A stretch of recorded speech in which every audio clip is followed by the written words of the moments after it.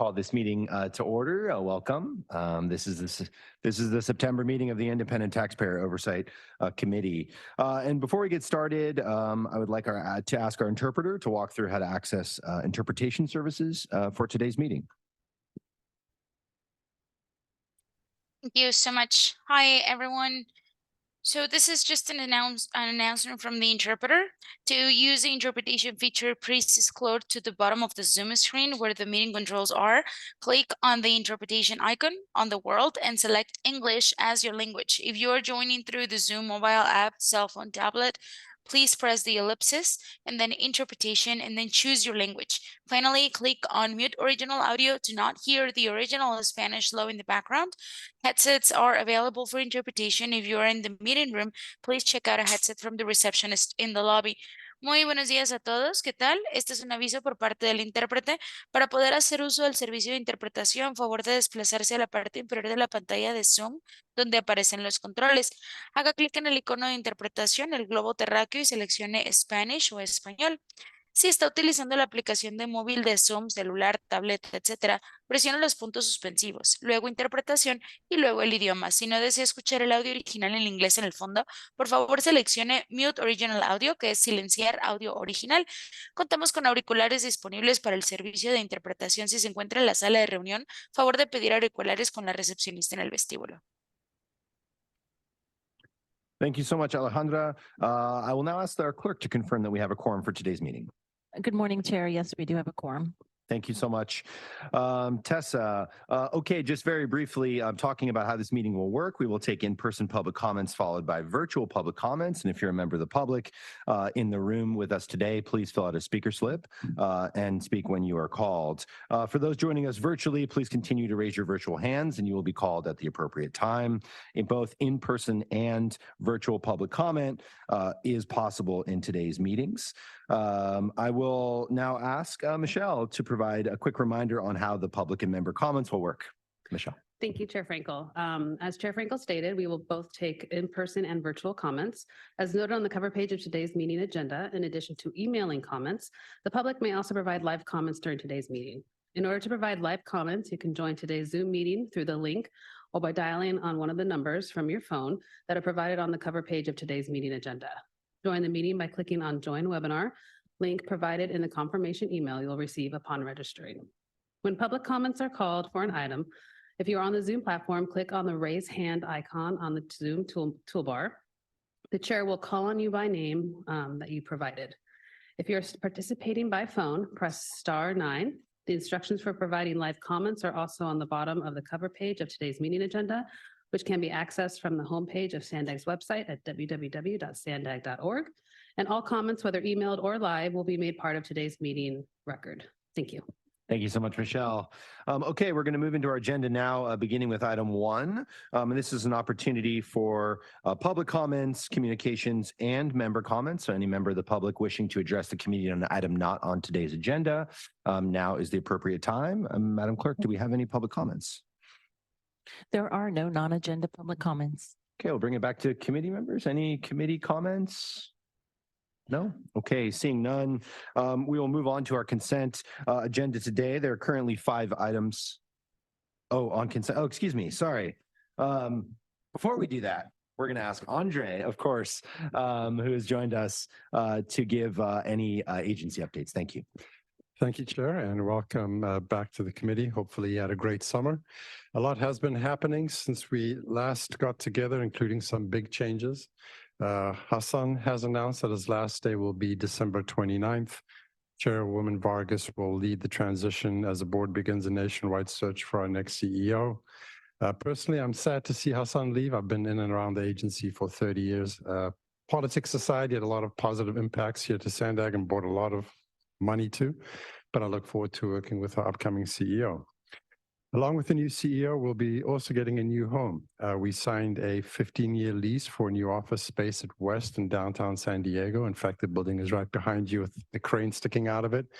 It's an amazing space, and we will have a great public access on the first floor as well. On Friday, the Board of Directors appointed our new Independence Performance Auditor, Courtney Ruby. She'll begin work with us on November 13th.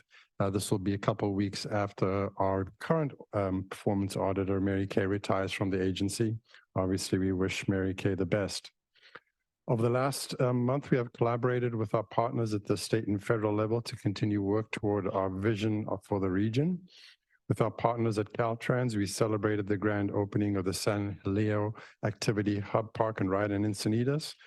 We joined our partners at MTS, the City of Chula Vista, and the U.S. Department of Transportation Assistant Secretary for Transportation Policy, Christopher Coase, to announce federal funding for the Palomar Grade Separation Project. We traveled to Sacramento and met our delegation and administration officials. And just recently, we hosted the White House Director of Intergovernmental Affairs with Caltrans and the Airport Authority to highlight some of our regional projects. In addition, the CTC, or the California Transportation Commission, held its August meeting here in San Diego, where it adopted the 2024 State Transportation Improvement Program, or the STIP fund estimate. With this estimate, we have kicked off the development of our STIP Regional Transportation Improvement Program, which will be submitted by December 15th. Progress continues on the proposed amendment to the 2021 Regional Plan. The public comment period has closed. The final amendment in the EIR, along with all comments and responses, will be brought back to the board for consideration at their October 27th meeting. We are currently visiting each of the subregions to give the community members an opportunity to learn more about the future transportation improvements being considered for the 2025 regional plan. Now, last month, we held an open house in Del Mar to talk with the community about the Lausanne Rail Realignment Project. This is an important project, not just for the San Diego region, but for the state of California and the entire country. We appreciate the discussion that came out of this open house, and we are thankful for the tremendous support we received from our state and federal partners. Thank you, Chair. That concludes my report. Thank you so much, Mr. Dijon. Any committee member questions? Yes, Pedro. Andre, where does our new auditor come from? She comes from the Bay Area. I think she actually did some work in Metro here in LA, but then the last several years she spent in Oakland. A number of agencies there, either as a CFO or as an auditor. And so, yeah, we believe that this month she's actually transitioning, moving down to San Diego with her two sons that are in college. So we're very excited to have her. Good. Thank you. Any other committee member comments? Chair, I have one more announcement. Yes. Michelle. So on Monday, we did hold a selection committee for the new ITAC members. Unfortunately, we were unable to have a quorum. So we will be rescheduling that. So no new members as of yet. Okay. A good preview of one of our items on the agenda today. We're going to talk about ordinance amendments, maybe to make this a little bit easier for staff to obtain a quorum. So thank you, Michelle. Okay, and with that, we will move on to our consent agenda today. There are currently 5 items on consent. Do we have any interest in pulling any of these items from consent, committee members? I would like to hear a report on item number 5. Okay. Yeah, I also have just a couple of questions on item number 5, so would like to pull that from consent. So if there's no objection to that, we can go ahead and, Madam Clerk, are there any public comments on the consent agenda today? There are no public comments on the consent agenda. Thank you. Okay, so if there's no objection to pulling item 5, can I get a motion to approve items 2, 3, 4, and 6 at this time?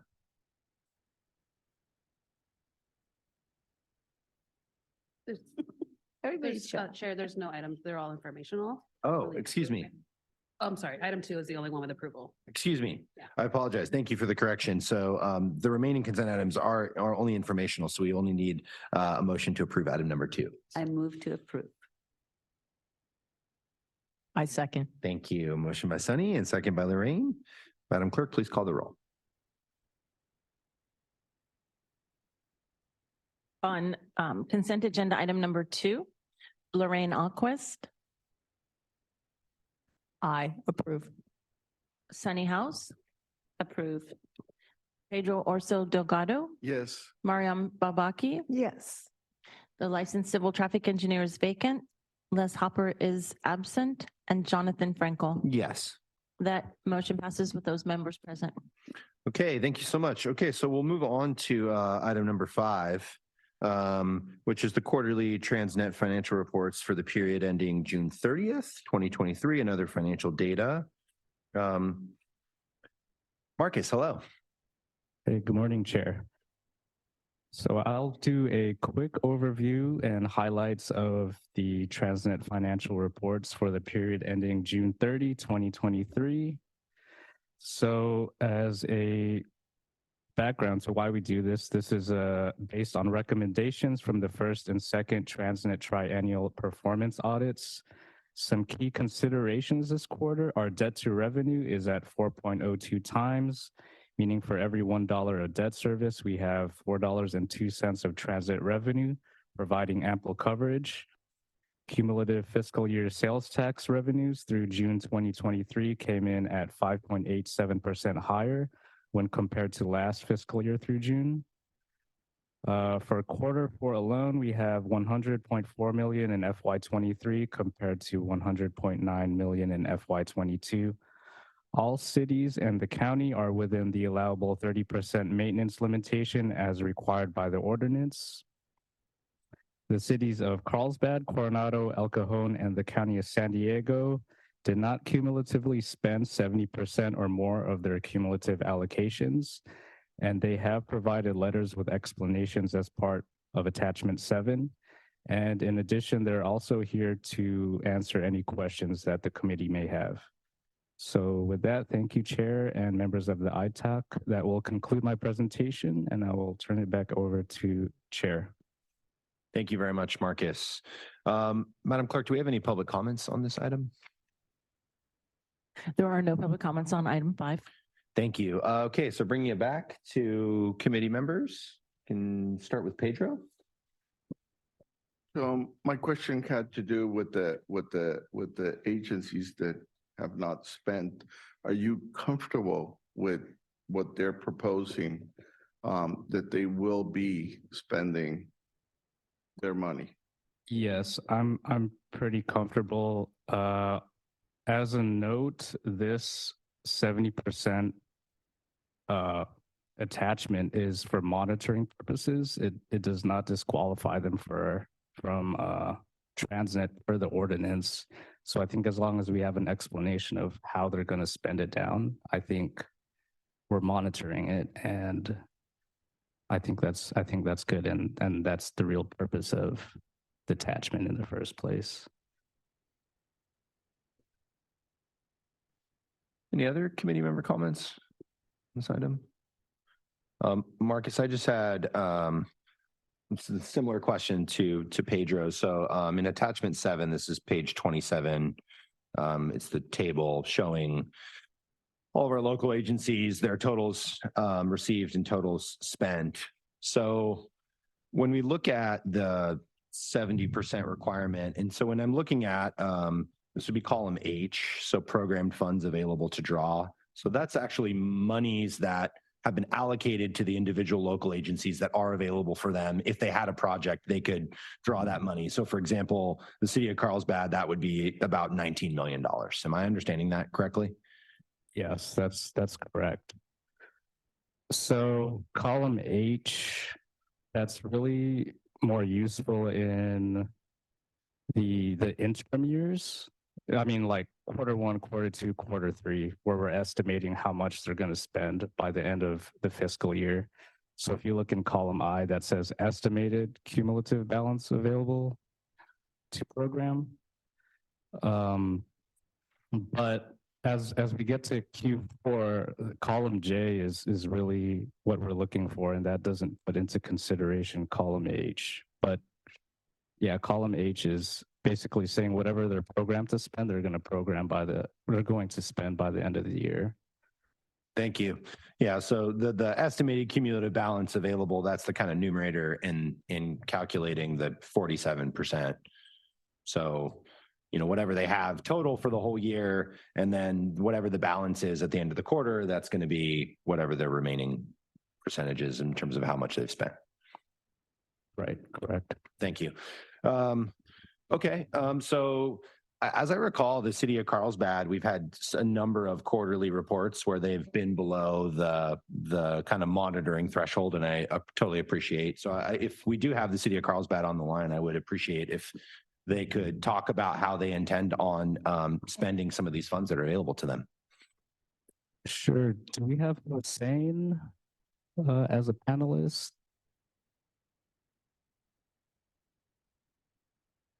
Speaker.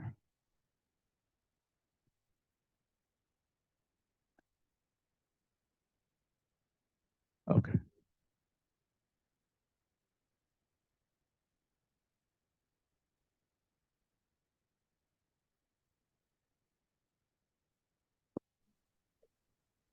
Good morning, Chair and committee members. Can you hear me? Yes, we can. Thank you. All right. Good morning, Chair and committee members. My name is Hussein Ajide. I'm with City of Carlsbad. I'm a manager in transportation department. Thank you for the opportunity. And to answer your question, yes, City of Carlsbad actually values this necessary TransNet local funding. And we have plans to submit a significant payment request by end of this fiscal year. We submitted a letter and we kind of explained our projects. Some of our projects, unfortunately, have been delayed, mostly related to environmental review and permitting process. We have significant projects that we also working with property owners to finalize right-of-way acquisition. But just to answer your question, we have several projects right now as we speak in construction. And we have also a number of projects that go into construction either later this year or early next year. I'm talking about just calendar year. As an example, our East-West Corridor resurfacing project went to construction last month, and it is expected to be completed by end of this year. The cost for that construction for that project is approximately $6.5 million. City Council just awarded the construction contract for our street light bulb replacement program last month. That project is going to construction later this year for approximately $1 million. We have 3 other significant projects that going to construction early next year or even later this year. The design has been completed. Environmental review permitting has been completed. An example of that project is CB32, El Camino Real widening, Poinsettia Lane to Camino Video Roble. The project has been delayed because that project is also partially funded by a federal grant program. We finalized and received approval for the NEPA. The only remaining option is the right-of-way acquisition that is necessary for the right-of-way certificate. So that's being completed, hopefully, later this year. We are planning to go to the City Council to get authorization to bid. We have also another project widening on El Camino Real, that's the Sunny Creek to Jack's Bar. That one doesn't have any federal funding, so it's a little bit more straightforward. We are finalizing the right-of-way acquisition with one of the private property owners. The reason that project got delayed because the property owner rejected city's appraisal report, so we decided to hire another one, and that kind of delayed the process. But we are going to City Council early next year, January, February time, to get authorization to bid. We have many other projects in design. As the letter indicated, we have about 21 projects that are fully or partially funded by TransNet funds. And we are planning on increasing significantly our utilization of the TransNet fund, and we will be submitting a payment request by the end of this fiscal year. Thank you for the opportunity. Thank you very much, Mr. Ajide. I appreciate that. And so it sounds like you do anticipate that in this next fiscal year, you will be above the 70% threshold. Is that correct? Absolutely. Absolutely. We are very confident. Thank you, Chair. Okay. Thank you so much. Thank you. Yes, Sunny. Hi, Hossein. The street lighting program that you have that's being paid by with TransNet funds, is that considered maintenance or is that considered improvements? You know, what is which fund do you allocate to that? The project is actually ongoing program. It's a street light bulb replacement. So obviously, the phase one, we replace all our previous lighting with like LED lighting, which is more efficient. So this is phase one of this. I'm sorry, phase two of the same project, which pretty much, for most part, will complete this project. But is that considered maintenance? I mean, what category is it under? That's a good question. I believe is under maintenance, but I can double check, Sunny. Okay, thank you.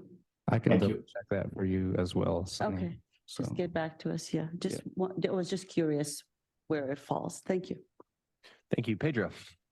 Marcus, could you do us a favor at the next quarterly report?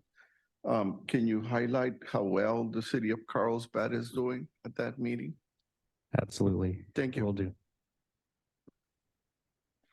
Okay, any further questions, committee members? No? Okay, seeing none. Thank you so much, Marcus, and thank you to our local agency representatives for being available this morning. We appreciate your participation. Absolutely. Okay, and that brings us to the report section of the agenda today, beginning with item 7. And this is our TransNet Major Corridor and Regional Bikeway Program of Projects, our quarterly status report. And this will be presented by Jennifer. Welcome, Jennifer.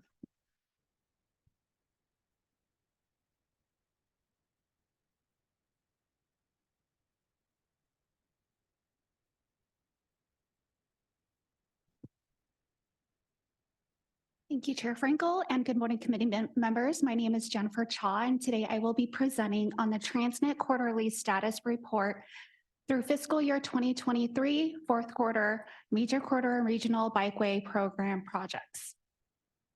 So although this item is typically for informational on consent, today we wanted to present and take the opportunity to provide or answer any questions you may have.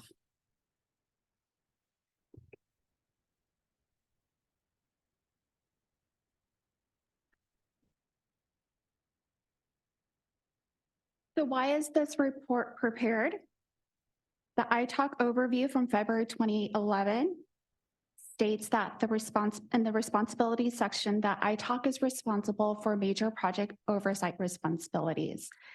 And that includes cost control and schedule adherence on a quarterly basis. So the first quarterly report was provided at the April ITALK meeting covering progress through the quarter ending March 31st, 2006. And since then, ITALK have provided input to staff on refinements and enhancements needed to efficiently carry out its oversight activities.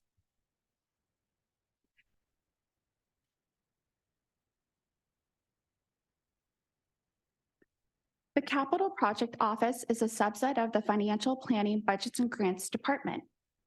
We are responsible for performance measures for capital budget, schedule, and risk management. The TransNet quarterly status reports are provided by our department and include expenditure and schedule information.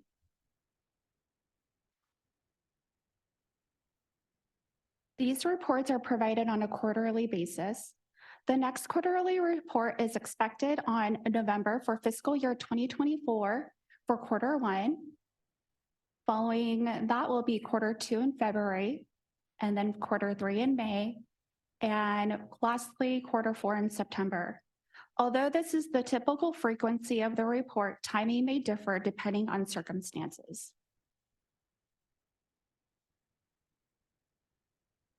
So for today, I will provide an overview of the report in your agenda packet, which includes 3 areas: funding leveraging, milestones, and expenditures.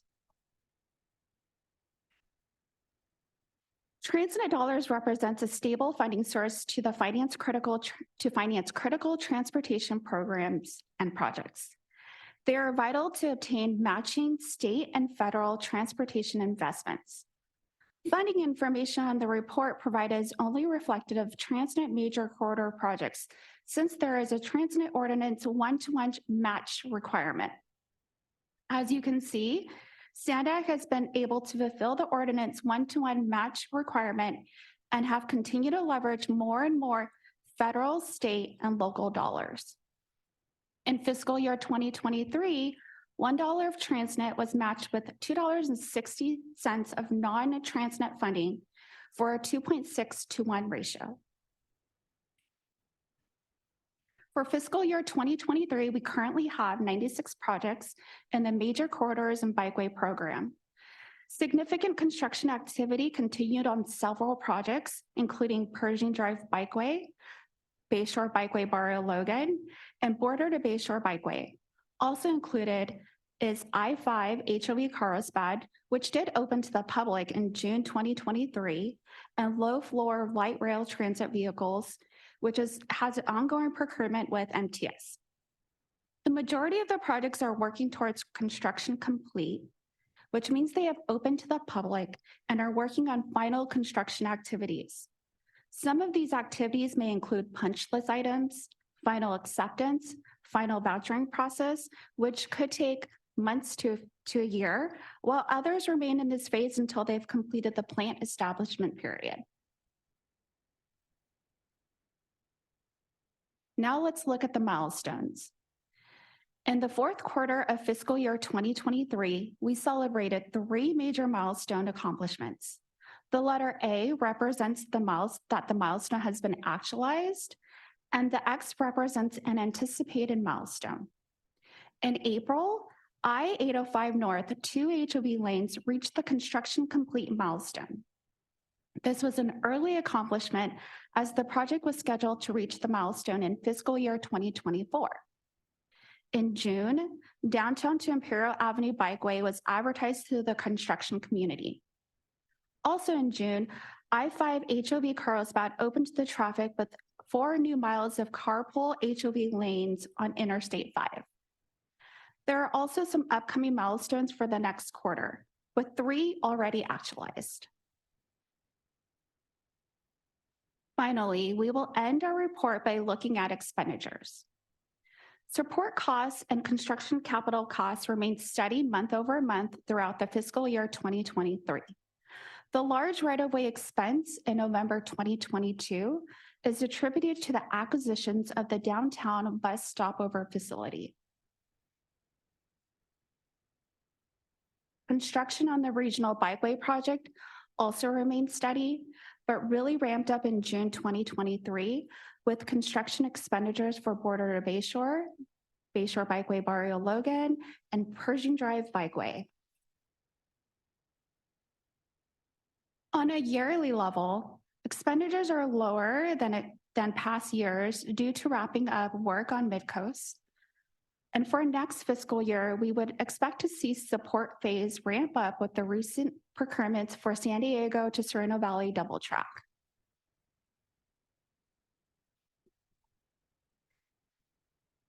Expenditures and costs on the regional bikeway project continue to increase over the years. You notice that in fiscal year 21 and fiscal 2022 were peaks because of 4th and 5th Avenue and Landis Bikeway construction. We've concluded this report with a graph showing trends relayed by the Engineering News Record Cost Indices in Los Angeles. SANDAG regularly monitors cost indices to ensure that cost estimates best reflect regional economic conditions. The ENR CCI LA shows that construction costs have increased 8.6% between Q3 and Q4 of fiscal year 2023. And that concludes my presentation. Thank you so much. Thank you very much, Ms. Cha. We appreciate it. Madam Clerk, do we have any public comments on this item? There are no public comments on this item. Thank you. Okay, we'll take it back to committee members for questions or comments. Yes, Sunny. Question, I don't think we've ever had a presentation on the downtown bus layover facility. That's all TransNet funds or how much of that is? So the layover facility is a combination, excuse me, of federal RSTP funds and TransNet. Okay. So they can provide an update for you since it does have TransNet funds. on it, Yeah, if you like. just be nice to Okay. hear what because I was involved early on, but I just have not heard much about the progress. Looks like you bought the right of way, so it's progressing. Yeah. So it'd be nice to have that maybe in a future meeting. Okay, That'd absolutely. be great. Thank you. Thank you, Sunny. Other questions, comments? Pedro?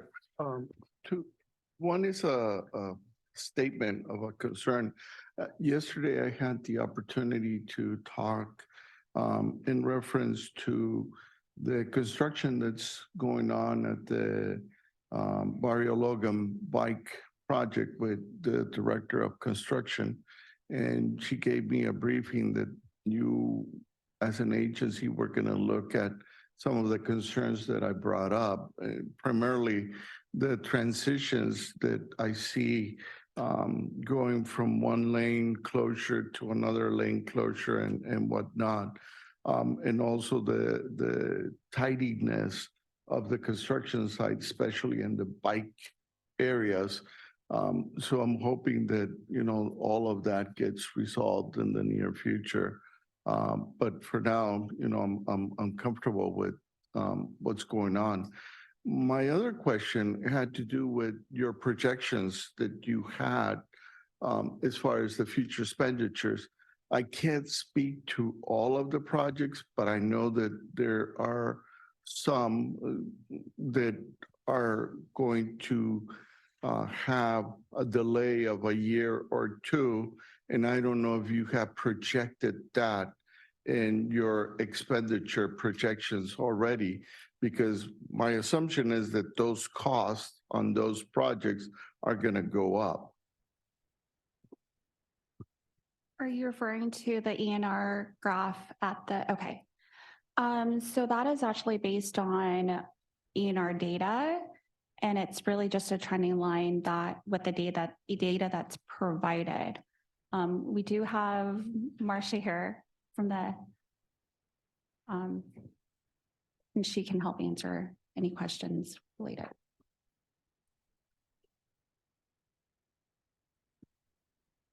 Good morning, Chair. Good morning, ITALK members. I'm Marcia Smith, an associate economic research analyst here at SANDAG, and that is an excellent question. So first, the ENR, the Engineering News Record Construction Cost Index, is based on 4 inputs. That's Portland cement, lumber, structural steel, and labor. So we're constantly tracking the way those move with each other to predict future spends. As far as making sure that our budgets and future projections stay up to date, we have 2 procedures. One is to make sure that our costs are escalated to current year dollars as they are spent, and also to use the ENR to project what we believe will be the cost in the future using a 10-year rolling average. And I understand that, all of that. I think where I'm questioning is whether or not you have factored in some of the potential timing delay on some of the upcoming projects that, I mean, you gave us a list of some of the achievements, but that there's many, many more projects behind that list that I know some of them are going to be delayed. Maybe I can answer that question. So, as Marcus mentioned earlier, our sales tax revenues were up 5.7% this last year. The year before that was 21.5%. The year before that was 10%. So we've had a tremendous increase in our sales tax base. Obviously, you've seen the inflation happening around us. And so inflation, unfortunately, has eaten to a lot of those revenues. So currently we're working with PFM on our plan of finance, which not only puts in our revenues, but also our expenditures. So we work pretty closely with all our engineering staff to ensure that the latest costs that we have, some due to the fact of inflation, some due to the fact of projects have been delayed. So to answer your question in a long way is, yes, we are taking a look at all of that, and it's in our plan of finance, which will probably come to the ITALK and board maybe later this year. Okay. Thank you very much. And Andre, that plan of finance, what's the kind of horizon on that? How many years are you looking out, and when you're looking at some of these major corridor projects that may take a little bit longer to deliver?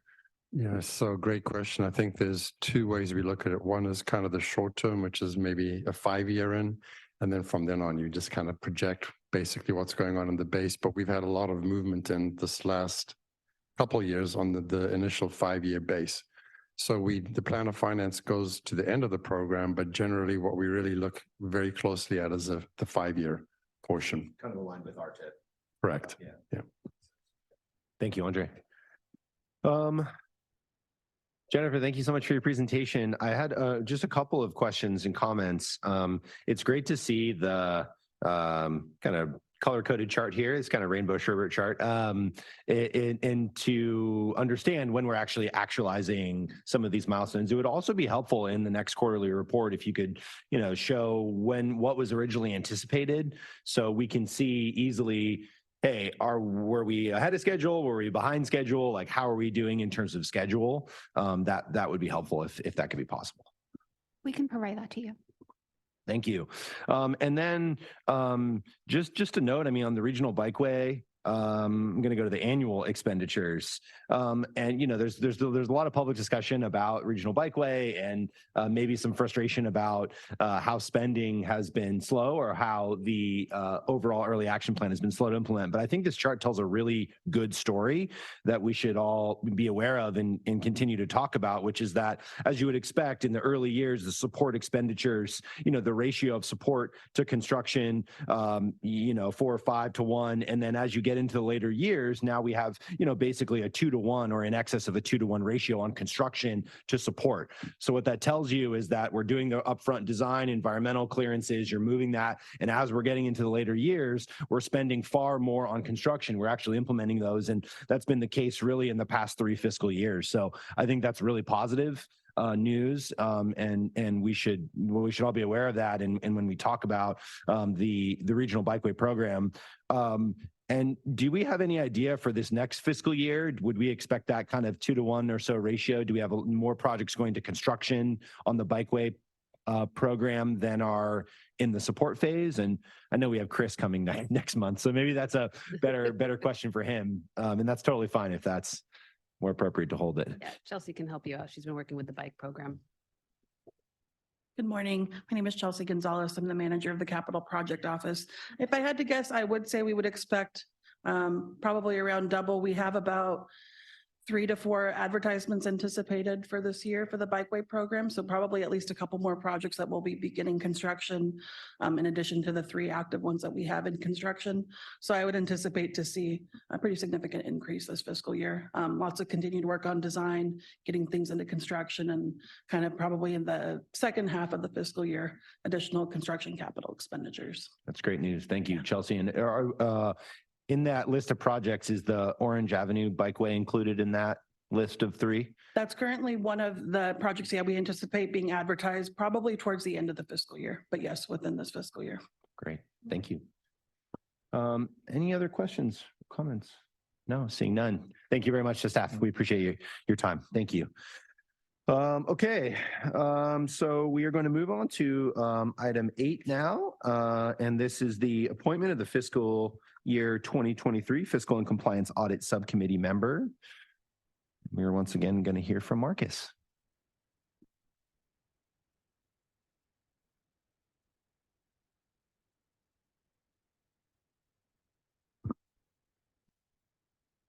Good morning, Chair and members of the ITALK. This item is to reopen the appointment of the FY23 Fiscal and Compliance Audit Subcommittee members in consideration of the recent addition of new members to the ITALK. As additional background, the TransNet FY 2023 Fiscal and Compliance Audit process has already begun. The ITALK is asked to appoint no more than 3 voting members to serve on the FY 2023 Fiscal and Compliance Audit Subcommittee. Since the agreed upon procedures have already been approved, the main duties of the subcommittee from this point on will be to provide feedback on any issues during the audit process. The current members are Sunny House and Les Halpern. Do we have any additional volunteers to make it 3, especially to any of our new iTalk members? Thank you so much, Marcus.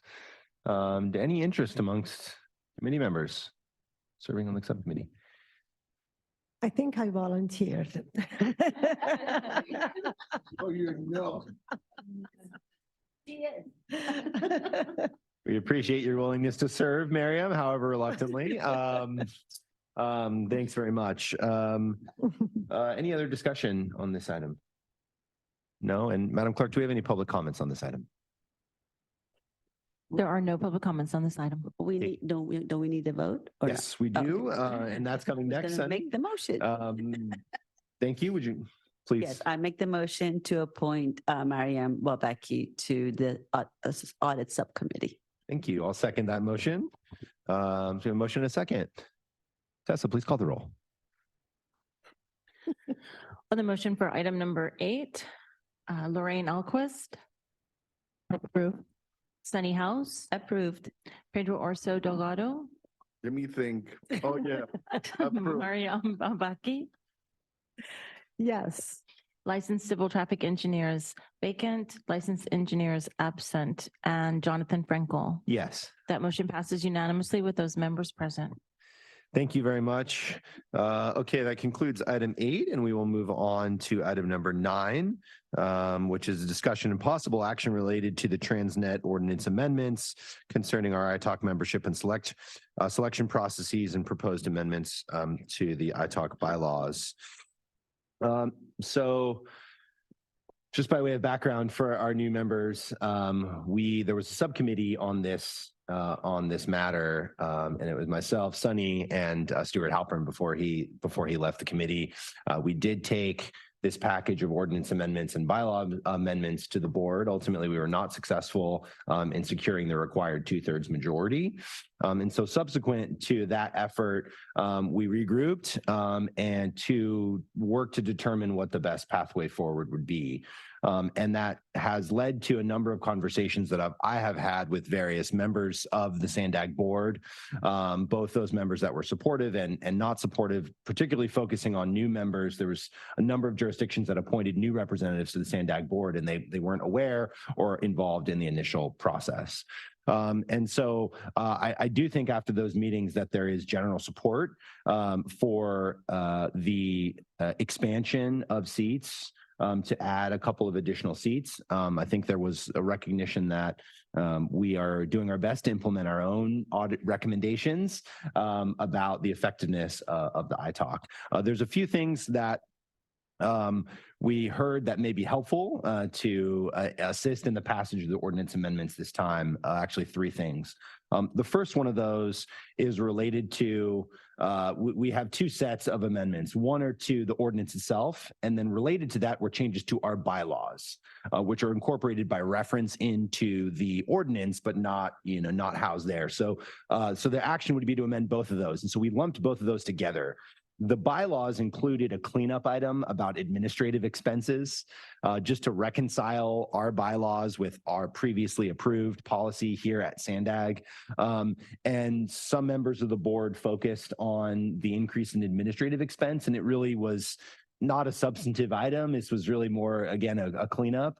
And so what we're thinking now is potentially to bifurcate the ordinance amendments from the bylaw cleanup, and first begin with the ordinance amendments, starting there and proceeding to take those to the board for a first and second reading.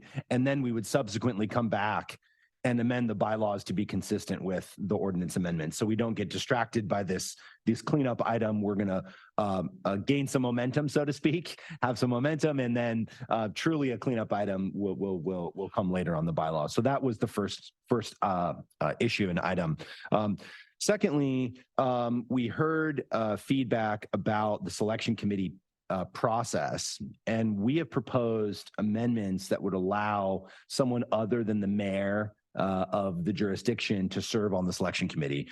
It's certainly been the case recently that staff has struggled to secure quorum because all these folks are very busy. And so when it can only be the mayor that can sit on the selection committee, that can create some problems. What we initially suggested was that it would be the mayor or a city council member that sits on the SANDAG board would be eligible to serve on the selection committee. The feedback that we received in our meetings was that the mayors sometimes feel that as the only individual that represents the entirety of their city, that they are best suited. However, they would be open to appointing an alternate, having the discretion and the authority to appoint an alternate. So very similar to how the SANDAG board representatives work, you have a primary and you have an alternate. And so the suggestion was, instead of saying that there could be this, that a city council member would be eligible to serve, we would note that the mayor has the discretion and authority to appoint an alternate in their stead in the event that they are not able to attend. And perhaps the mayors that do sit on the board would be willing to support that. So that was the second item that we heard. And on the list, those were the two major. I'm forget there was a third, and it for some reason just slipped my mind as to what that would be. But I think we can start with discussion of those two, which is the bifurcation, whether we're supportive of that, of moving forward with the ordinance amendment first, and then secondly, on the issue of slightly revising, and I'm glad we have Amber Lynn here, slightly revising the language around who is eligible to serve on the selection committee. Maybe we start with those, and I'm sure the third item will pop into my mind.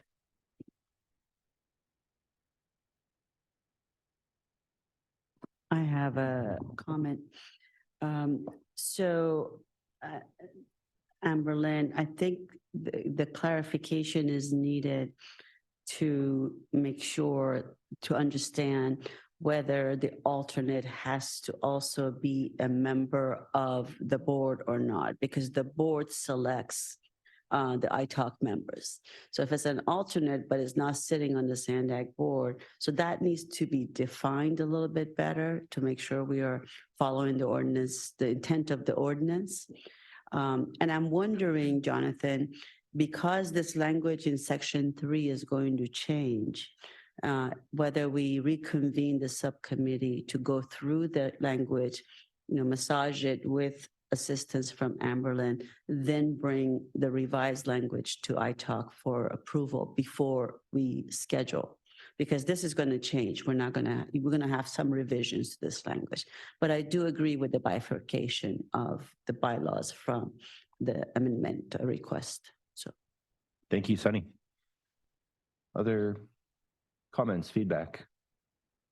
Maybe Amberlyn, do you have some responses on that, or would you like to check in first? Absolutely happy to assist with any efforts to refine the language. I would also just note for the committee that the concept of sort of an alternate, I think that we would maybe want to be very specific of whether it is because as currently formulated, the appointments are sub-regional. So whether that would be essentially 2 mayors, one a primary and one an alternate from a particular sub-region, or whether there is 1 mayor appointed for that sub-region, and then that mayor has the ability to make the appointment. So both options, but just wanted to make that refinement or suggest some refinement there as well for the committee to consider. Okay, so maybe if we have the subcommittee meeting, then we can discuss and choose an option and then make sure that the board is okay with that process. But it looks like we need a little bit more further discussion among the subcommittee to bring back the right language to ITALK. Thanks, Amberlyn. Thank you, Sunny. Yes, Pedro. So I agree on the bifurcation because, in a way, we saw how that administrative cost issue ended up getting misconstrued, and it just hijacked the whole idea of the adding the members.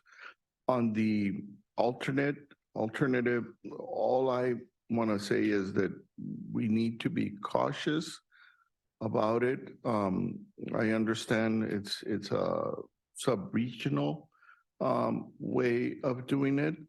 But if you look at the SANDAG membership, the primary, I just counted and it looks like 10 of them are not mayors currently. So I'm not sure that it's a wise issue to force that discussion that it has to be a mayor or not. So just be careful with that. Thank you, Pedro. It's a fair point. And I'm also wondering, if we could simply state that the selection committee process would remain so it's basically the mayors of these cities, so sub-regionally. So let's take North County, for example, Escondido, Poway, San Marcos, or Vista, which is interesting. It's but in any case, those mayors get together and then they select a representative. Perhaps the ordinance now says they're going to select one primary representative and one alternate representative. So when they get together, they have to select two people to serve instead of simply one person. And, we're still vesting them with the decision to do that. But maybe it makes it a little bit easier for staff to get a quorum. Just if you look at the original language, it did say just mayor. All we were doing is trying to create an alternate because we run into this lack of quorum. I don't know, how many times have you scheduled the meeting? 3 or 2? Well, This last one. the last one was the third one, fourth. 5 times? 6. 6 times? 6 times. Okay. 6 times. So that's unacceptable. What is happening is affecting ITALK to be able to perform its duties with one member missing.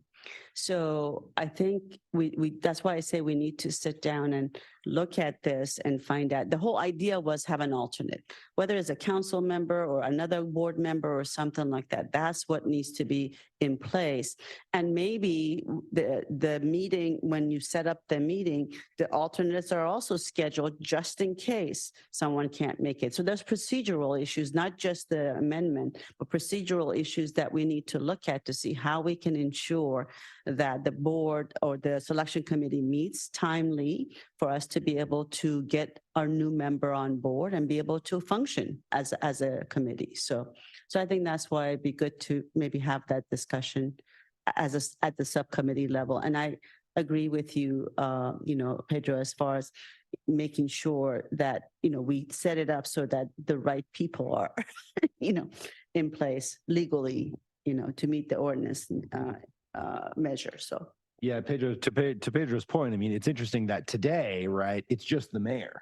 So we know that many mayors do not sit on the board, but that's how this is structured today. Mm-hmm. So that's I think it's an interesting point of discussion. And I'm also supportive of bringing this back to the subcommittee, and we can work on some language with the assistance of counsel and bring it back. But clearly, he's trying to schedule 6 times and not being able to do that. Question for staff: when we schedule, are these virtual meetings or are they in-person meetings? Is your question about the subcommittee meetings? No, excuse me, about the selection committee. So when they're in person. They're in person. And so perhaps we could discuss that as well. If it's so difficult, there's no reason why these meetings can't be on Teams. State legislation allows board members to appear, in that manner. And so, I understand if you're, somebody in Vista driving to downtown San Diego, especially depending on the time of day, can, take 2 or 3 hours out of your day. So perhaps we could look at that as well. And if I would just note that the current ordinance does require it to be a Brown Act meeting. So it is an open and public meeting, which also has some limitations around the ways in which members can participate. So something else that the subcommittee could discuss as well. And Jonathan, this whole issue of having an alternate is a good one. I think my fear is that if you combine that with increasing the membership of ITALK, and this discussion, we're going to get a little bit of sidetracked with which one of those two is more important to us. So we might want to further bifurcate this. Well, I think we have enough trouble getting this done. So one amendment for changes to the language, but with discussions, prior discussions with the board, understanding their concerns, I think would be important. The other thing I just remembered, I think the subcommittee included Stuart Halpern, who is That no is correct. longer, so it was myself and Chair Frankel. Chair Frankel and Stuart Halpern. So we will be needing one additional subcommittee member. So Pedro, would you like to do it? Are you asking? I'm just wondering, what's the process? Can we appoint someone today or do we? Yeah, need we to- could, this item is possible action. And part of that would be to go to the subcommittee, so we can nominate a third subcommittee and vote on that today. Okay. Okay, I nominate Pedro. Son, I second. I think. You've been voluntold here, Pedro, by Sunny. And when Sunny says it, I generally just listen to her. It's very important that we do that. We listen to Sunny. Okay, well, this has been a very good discussion. Any other items? I don't think so. I think those were the main two. And I'll discuss any other items with the subcommittee. But I appreciate the feedback that we received on these. Do we have so the action will be to re-refer this to the subcommittee on the TransNet ordinance amendments and also to appoint an additional member, Pedro Orso Delgado. Yeah. Do I have a motion? Well, we didn't. Oh, sorry, excuse me. The motion was by Sunny with the second by Miriam. We can make it again. Yes, Take a and vote. Tessa, do we have any public comment on this item? There are no public comments on that motion. Okay, thank you. Please call the roll.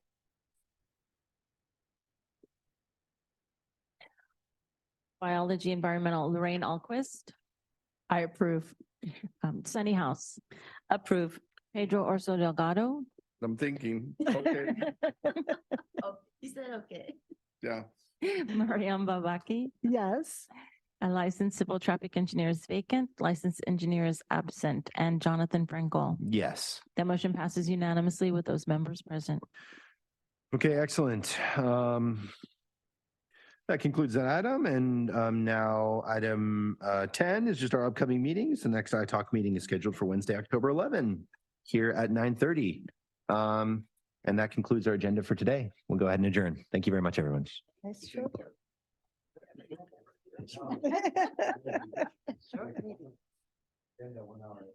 Jonathan, the third one didn't come.